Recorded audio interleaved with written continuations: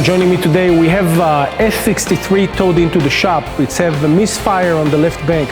Nothing on the combustion on the left side responds to the ignition. We already have suspicions of what the problem might be because we have previous experience, but we're going to find out what the reason. If you stay tuned on this video, you'll see what might cause that problem. Now, if you have a car like that and a problem like that happened to you, don't turn on the car, turn it off, tow it to a repair shop. I'm gonna fire it up just for your reference.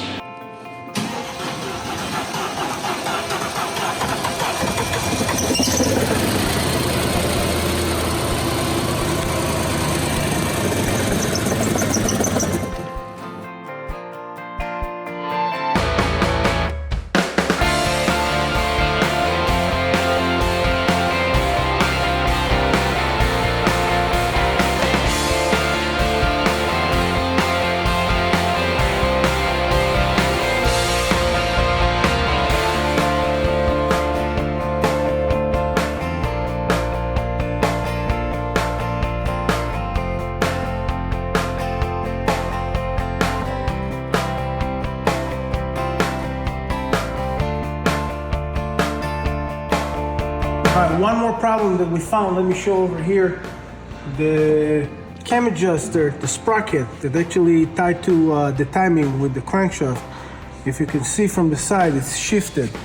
So to my opinion, looking at it right now, and this one is loose completely, look at that, all of that. This is probably broken. Yeah, look at that bolt. The bolt is just coming loose.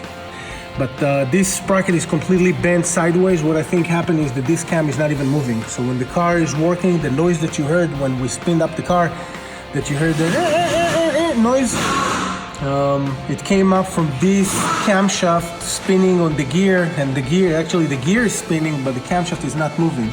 So the friction between the metals, both metals, created a noise. And what happened is this camshaft is completely frozen. So we're gonna move everything out and get to the camshaft and show you what the damage is. So we took the camshaft out after we saw what was the damage, and you could have seen on the camshaft on the previous take that we had a problem in one of the lifters. Camshaft obviously sits on top of the head, just like that, pushes the lifters down. We took the camshaft out to remove the damaged lifter, and when we removed the lifter, this one is the one that actually had the hole and caused all the issues in the beginning. When we removed the lifter sits on top of the springs that compressing the valve. When we removed the lifter, we found out that the springs just came out too. And as the springs came out, we realized that the valve is actually stuck inside. So we had to remove the whole head. Something that just made this job about 3 times longer and more expensive than initially it was supposed to be. This is the bottom of the head.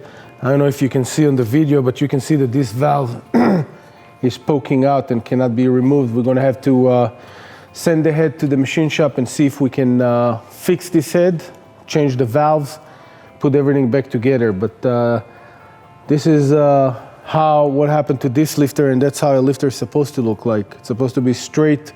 The cams are sitting on top of the lifter as the engine spin, and they push the lifter down to open the valves. So we got the head back from the machine shop. We had to take it to the machine shop. Of course, what happened is the valve lost the retainer due to the camshaft eating the hydraulic lifter.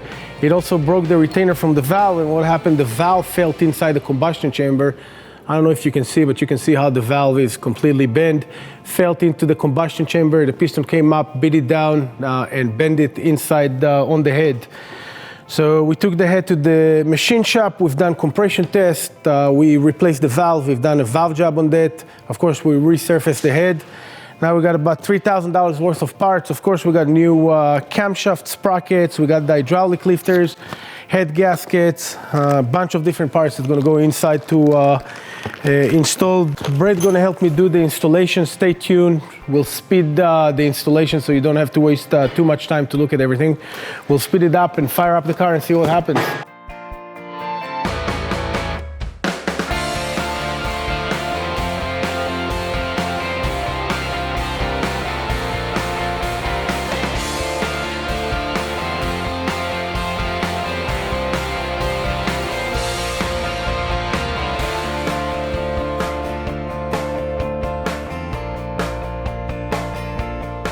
All right, so we locked the engine, the head into the block, torqued everything according to the specification. We put the timing. We have a special tool. There is a special Mercedes tool that you need to lock the cams in the right timing. We locked everything. We torqued the bolts. We're gonna put the timing actuators, housings, valve covers, intake manifold, everything else, and fire up the car.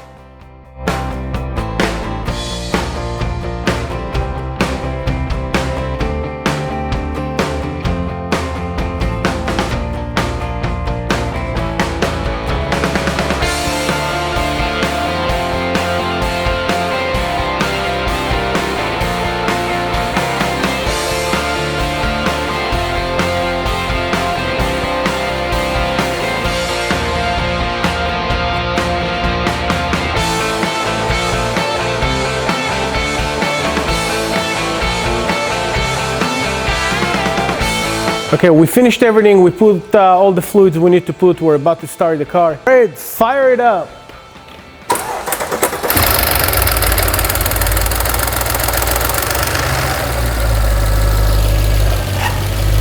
Nice.